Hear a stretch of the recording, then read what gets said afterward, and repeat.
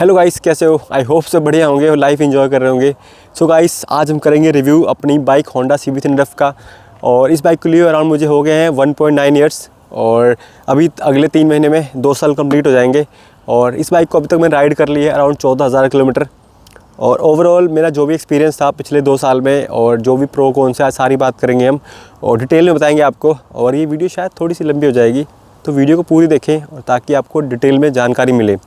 इस बाइक पे मैंने काफ़ी राइड्स की हैं और शायद आपको नहीं पता होगा तो बता दूं मैं कि मैं कैंपिंग करता हूं, तो मैं कैंपिंग का सामान लेके कैरी करता हूं मैं और बहुत दूर दूर जाता हूं मैं। तो उसके लिए आप देखोगे टॉप रैक सैडल स्टील का रखा मैंने, जो कि लूविया का है और ये काफ़ी स्ट्रॉन्ग है। और इस पर आप मेरे पास कैंपिंग इतना सारा सामान है, जैसे अब बात करूँ मैं स्लीपिंग बैग, टेंट, मैट्रेस, उसके बाद लाइक बारबेक्यू, गैस, इतने सारे चीज़ें होती हैं, चेयर, टेबल, कुर्सी, सारा सामान लेके मैं ट्रैवल करता हूँ मैं। और मोस्टली ये मेरी जो बाइक, ये प्राइमरी बाइक है, तो ये मैं ट्रैवल भी करता हूँ इससे। मैं ऑफिस भी जाता हूँ, मैं जलंधर भी जाता हूँ, सब जगह। तो ये मेरी प्राइमरी बाइक है, तो इसको मैं बहुत ज़्यादा यूज़ करता हूँ मैं। तो सबसे पहले हम बात कर लें कि इस बाइक पे मैं कहाँ कहाँ गया हूँ मैं। तो सबसे पहले इस बाइक पे मैं सबसे पहली जो पहली राइड थी मेरी, वो थी मेरी धर्मशाला की। तो मैं अपने साथ फ्रेंड के साथ गया था मैं। उसके बाद धीरे धीरे काफ़ी सारी राइड्स की, हिमाचल की मैंने। और रिसेंटली मैंने 2-3 राइड्स की हैं जो लंबी लंबी राइड्स थी, जैसे कि मैं किन्नौर गया था, मैं कल्पा, चितकुल, सांगला वैली। और उसके बाद मैं फिर चांसल पास गया था, खड़ा पत्थर गया था मैं। उसके बाद मैं गिरिगंगा गया था मैं और काफ़ी जगह। और मैं बिलीव नहीं करोगे, मैं ऐसी जगह जाता हूँ ना जहाँ पे रोड इतने ख़राब होते हैं ना भाई, कि आप बस कहोगे ना कि भाई मैं कहाँ फंस गया जाके मैं। वहाँ पर भाई इस बाइक ने इतना अच्छा परफॉर्मेंस दिया ना, मतलब कि कभी भी ऐसा मुझे फील नहीं हुआ कि पावर लैग इशू या कोई, मैं कहूँ मैं कोई पार्ट में दिक्कत आ रही है या कोई पार्ट में आवाज़ आ रही है या कुछ भी इंजन हीटिंग, कभी भी नहीं भाई। मतलब इतना अच्छा बाइक ने रिस्पॉन्स दिया ना, मतलब मेरे को कभी भी, मतलब एक होता है ना कि एक अंदर अपने बंदे का डर होता है कि यार मैं बाइक ले जा रहा हूँ, कहीं बाइक ख़राब ना हो जाए या कुछ भी। भाई बिल्कुल ही नहीं, मतलब इतना कॉन्फिडेंस से मैं जाता हूँ ना, किसी भी साइड पर कहीं भी जाना हो, कितनी भी हाइट पर, कोई सा भी माउंटेन हो, मतलब बहुत ही, मतलब लाइक कॉन्फिडेंस इतना अच्छा होता है इस बाइक को लेकर ना, कि कभी भी दिल को एक वो फील नहीं होता कि यार कि मुझे नहीं जाना चाहिए वहाँ पर, या वहाँ पे सर्विस सेंटर नहीं है, या बाइक में दिक्कत आ जाएगी, या होंडा CB300 है तो इसकी दिक्कत रहती है। ऐसा कुछ भी नहीं होता भाई, बहुत ही अच्छा एक्सपीरियंस का है। और सबसे पहले उसके बाद हम कुछ डिटेल में बात कर लें इस बाइक के बारे में कि इस बाइक में क्या क्या फ़ीचर आते हैं और आपको होंडा क्या ऑफ़र करता है। तो इसमें आपको पता ही है कि 300 सीसी इंजन आता है, जो कि एग्जैक्ट 284 सीसी का air plus oil cool engine आता है। और इसमें 6 गियर सेटअप आते हैं। उसके बाद टायर की बात कर लें तो फ्रंट में आपको 110/60/17 का रेडियल टायर आता है MRF का, और पीछे आता है 150/60/17 का रेडियल टायर आता है MRF का। तो टायर की परफॉर्मेंस काफ़ी अच्छी है और मैंने कोई पार्ट टायर चेंज नहीं किया है। मैं शुरू से अभी तक वही टायर यूज़ कर रहा हूँ मैं।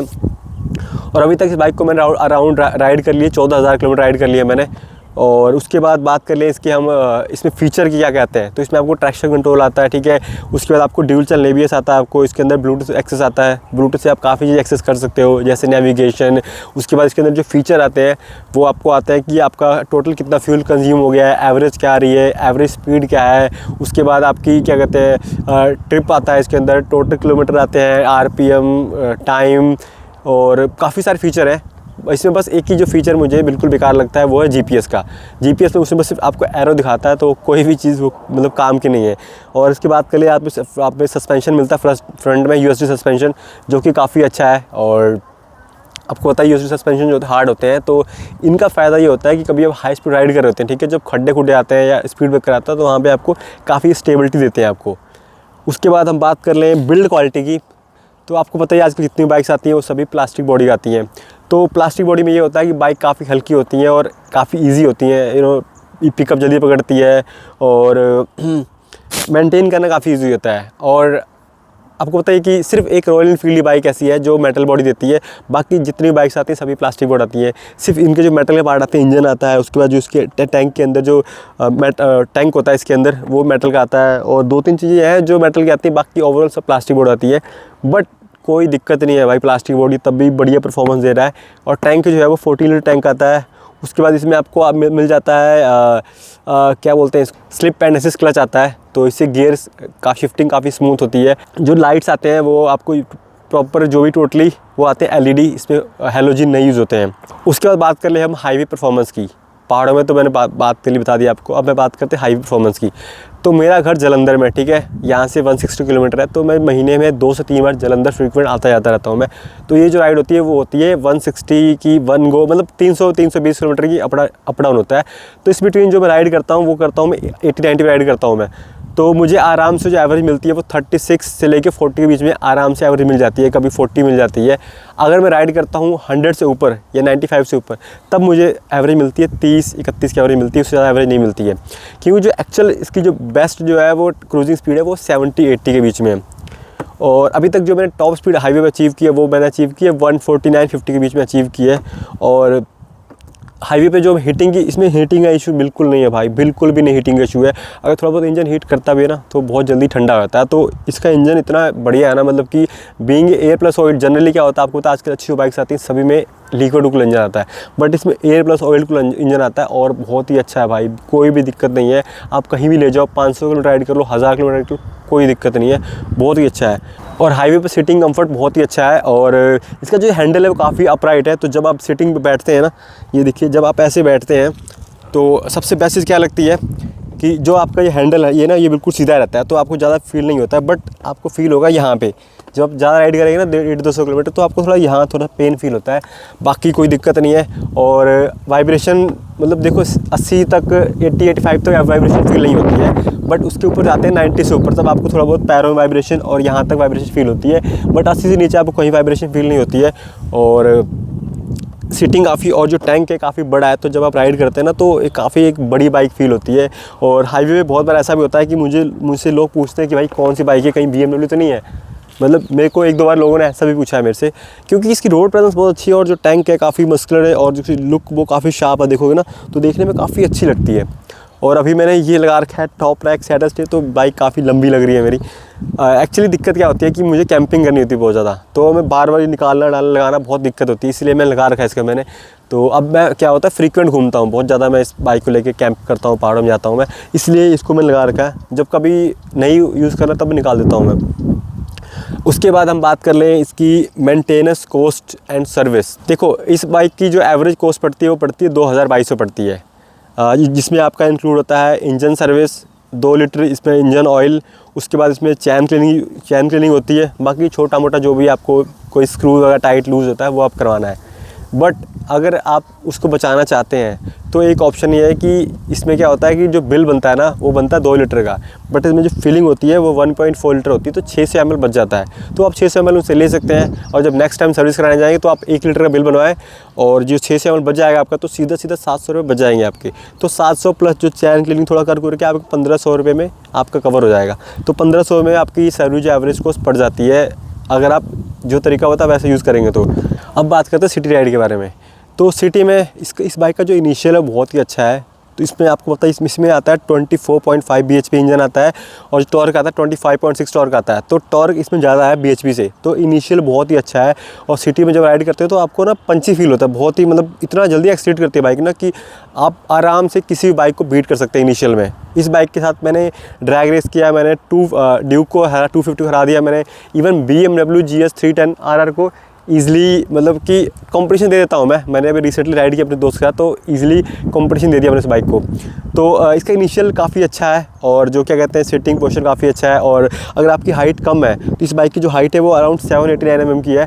तो अगर आपकी हाइट 5 फुट 5 है या 5.6 है या 5 से भी 5.5 से भी कम है, तब भी आप इस बाइक को आराम से राइड कर सकते हैं, कोई दिक्कत नहीं होगी। और सिटी वगैरह में इतना ईजी, और मैं बता रहा हूँ मैं मतलब पहाड़ों में जाता हूँ ना तो काफ़ी आपको पता है इतने खड्डे होते हैं, तो वहाँ पर सामान लेके तब भी मेरा आराम से पैर पहुँच जाता है, कोई दिक्कत नहीं होती है। तो सिटी में काफ़ी अच्छा है। और सिटी में जो इसकी एवरेज मिलती है वो मिलती है आपको 35 से 36 के बीच में। और टैंक की जो माइलेज की बात करें, टैंक में जो आपको मिल जाता है, इसकी जो रेंज है वो है 400 किलोमीटर रेंज है। तो अगर आप हाईवे पे या जैसे सिटी वगैरह में कहीं भी राइड करें तो आराम से आपको एक बार टैंक फुल कराएंगे ना तो आराम से आपको 400 किलोमीटर रेंज मिल जाती है। अगर आप पहाड़ों में जाते हैं तो पहाड़ों में आपको मिलती है 320 की रेंज मिल जाती है, या 300 किलोमीटर मैक्स, उससे ऊपर एवरेज मिलेगी नहीं, क्योंकि पहाड़ों में पावर ज़्यादा लगती है। सीट थोड़ा सा अनकम्फर्टेबल है, बट राइडर के लिए ठीक है। अगर आप पिलियन की बात करें, पिलियन के लिए बिल्कुल बेकार है, मतलब थोड़ा एडजस्ट करना पड़ेगा, बट करना हो तो कर सकते हो एडजस्ट, बट दिक्कत है, सीट इसकी बिल्कुल कंफर्टेबल नहीं है। और जब हाईवे पर राइड करेंगे तो आपको यहाँ पे थोड़ा बहुत पेन फील होता है। हैंडलिंग इस बाइक की बहुत अच्छी है। हैंडलिंग में सबसे बेस्ट चीज़ क्या लगती है कि ये बाइक जो है बहुत ही हल्की बाइक है। इसका जो वेट है वो अराउंड है 150 या 160 बीच में वेट है। तो हल्की होने के साथ क्या होता है कि जब आप राइड करते हैं जैसे पहाड़ों में या जैसे बात करूँ मैं सिटी वगैरह में ट्रैफिक में, तो आप बहुत ईजिली इस बाइक को मनूवर कर लेते हैं। तो सबसे बेस्ट चीज़ क्या लगती है कि इस बाइक की जो सीट हाइट है और जो इसकी हैंडलिंग है वो बहुत अच्छी है और इसका वेट कम है। तो वेट कम होने की वजह से आप आराम से कहीं भी लेकर निकल सकते हैं। तो अब बात करते हैं इस बाइक की प्रो है कॉन्स।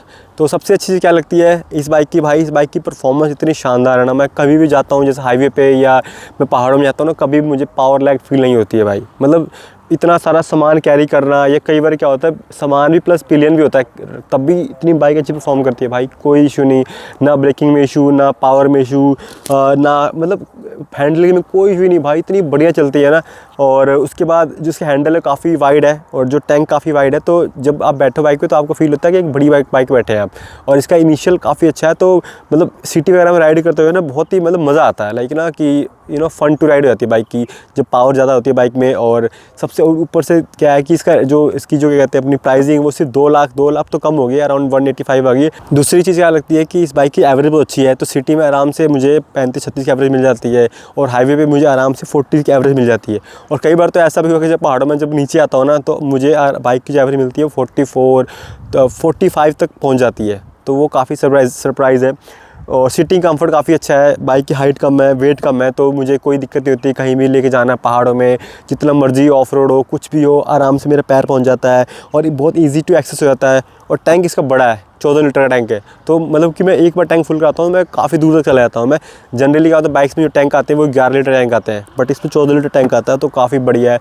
और कोई भी पार्ट का इशू नहीं है भाई। आप कहीं भी, मैं कितनी बाइक चलाई, मैंने कभी भी मुझे ऐसा फील नहीं हुआ है कि ये बाइक की पार्ट आवाज़ आ रही है या लूज़ है, कुछ भी नहीं भाई, बिल्कुल भी नहीं। और इसका इंजन इतना अच्छा है कि मुझे कभी भी वो हीटिंग का इशू नहीं आता है। मतलब मैं 200-200, 250-250 किलोमीटर, 300-300 राइड करता हूँ मैं, कभी भी कोई इशू नहीं आता है। इंजन बहुत स्मूथ है, गियर शिफ्टिंग बहुत स्मूथ है, ब्रेकिंग इतनी शानदार है इसकी भाई, मज़ा आ जाता है। और हाईवे पे कई बार ऐसा भी होता है कि मैं लाइक हाईवे पे 120 पे 30 पे राइड कर रहा हूँ मैं, और कई बार खड्डा आ जाता है या स्पीड ब्रेकर, तो वहाँ पर भी इसका जो स्टेबिलिटी इस बाइक की इतनी अच्छी होती है ना, कभी मुझे ऐसा फील नहीं होता है कि बाइक मेरी वॉबल कर रही है या स्पीड ब्रेकर वैसे गिर रही, कभी भी नहीं हुआ भाई, बहुत ही स्टेबल। मतलब एक बार तो मेरे साथ ऐसा भी हुआ था कि मैं रात को राइड कर रहा था अराउंड 100 पे, और अचानक ही सामने स्पीड ब्रेकर आ गया और मैंने हाथ अपने यहाँ से छोड़ रखे थे। आप बिलीव नहीं करोगे भाई, बाइक बिल्कुल वॉबल नहीं हुई, बिल्कुल भी नहीं हुई और स्टेबल रही। मतलब ये चीज़ इतनी अच्छी लगती है बाइक की, मेरे को लगती है ना। तो अब बात करते हैं इसके कॉन्स के बारे में। तो सबसे पहले जो इसका कॉन है वो है इसका लाइट इसकी बहुत ही बेकार है। उसके बाद इसमें रात को मतलब हाईवे पे तो ख़त्म ही हो जाती है, अगर आप बहुत ज़्यादा डीप डार्क में जाते हैं तो वहाँ पे लाइट थोड़ी बहुत दिख जाती है इसकी। अगर थोड़ा बहुत आप एडजस्ट कर लेंगे लाइट ना, तो थोड़ा बहुत आपको विजिबिलिटी मिल जाएगी, बट स्टिल इसकी लाइट बहुत ख़राब है। उसके बाद दूसरी चीज़ बात कर लें, इसे ना कहीं जगह पार्ट जो है ना, पार्ट की क्वालिटी बहुत बेकार है। अगर आपको शायद आई डोंट नो दिख रहा हो, जो साइलेंसर एग्जॉस्ट है ना, वो इसकी क्वालिटी इतनी बेकार क्वालिटी है कि भाई मतलब देख के ही ना अजीब सा लगता है, यार क्या है ये, व्हाट इज़ दिस। मतलब बहुत उसका मतलब ऐसा ही है कुछ जगह। और बाकी पैनल्स गैप्स तो बहुत जगह है यार, पर क्या कर सकते हैं आप, ये तो कुछ है नहीं। इसकी काफ़ी सारे पैनल गैप्स हैं। और इसके पीछे के भी ये जो लाइट की जो कवर है, ये भी बहुत कलर इसका बहुत बेकार है। बेकार नहीं मतलब कलर उड़ गया, इसका फेड हो गया, बहुत ज़्यादा हो गया। उसके बाद और इसके कॉन्स क्या है कि इसकी जो बाइक की जो सर्विस सेंटर की अवेलेबिलिटी वो बहुत कम है। तो अगर मान लो कई बार ऐसा होता है कि मैं जलंधर में होता हूँ मैं, ठीक है, या कहीं अदर लोकेशन में होता हूँ मैं, तो अगर मेरी बाइक को इशू आता है या मुझे कुछ चेक करवाना है, तो मुझे बाइक को लेकर चंडीगढ़ जाना पड़ेगा, लुधियाना जाना पड़ेगा, या जहाँ पे सर्विस सेंटर वहाँ जाना पड़ेगा। मेरे साथ ऐसा हुआ था एक्सपीरियंस 1-2 बार कि मैं जलंधर में था और मेरी बाइक स्टार्ट नहीं हो रही थी। तो उस टाइम अब क्या करें भाई, वहाँ से चंडीगढ़ अराउंड 150 किलोमीटर था और लुधियाना करीब था 60-70 किलोमीटर। बट दिक्कत थी, बाइक तो ख़राब थी मेरी। अब मुझे पता नहीं था कि बाइक में RSA आता है, पता नहीं क्या हुआ। उसके बाद मैं गया छोटा मोटा सर्विस सेंटर पे, वहाँ पे उन्होंने मना कर दिया। फिर उसके बाद लाइक आई डोंट नो 1 घंटे बाद अपनी बाइक स्टार्ट हो गई, पता नहीं कैसे स्टार्ट होगी। तो वो एक थोड़ा एक्सपीरियंस इसका बहुत ही बेकार है कि इसकी सर्विस सेंटर नहीं है। अगर आप कहीं रिमोट लोकेशन फंस जाते हैं तो वहाँ आपके लिए बहुत ही हेडेक हो जाता है, बहुत ज़्यादा एक। और इसमें पावर थोड़ी सी कम है, क्योंकि जनरली जो 300 बाइक होती है 300 उसमें अराउंड 30 bhp इंजन मिल जाता है। इसमें थोड़ा पावर कम है। टॉप जो इसकी स्पीड है थोड़ी सी कम है, मुझे लगती है कि अराउंड 160 165 तो एटलीस्ट जाने चाहिए। तो 150 जाती है, उससे ऊपर जाती नहीं है। और अब तो मैंने काफ़ी टाइम से मैंने 150 चलाया ही नहीं मैंने, मतलब अभी हार्डली 120 130 चलाता हूँ मैं। कुछ कुछ इश्यूज़ हैं बाइक में जो फिक्स करने वाले हैं, बट खैर वो मुझे जाना नहीं 130 ऊपर, तो मुझे कोई दिक्कत नहीं है। 120 तो बड़ी चल रही है बाइक मेरी। इसका जो डिस्प्ले है थोड़ी छोटी लगती है, डिस्प्ले थोड़ी बड़ी होनी चाहिए।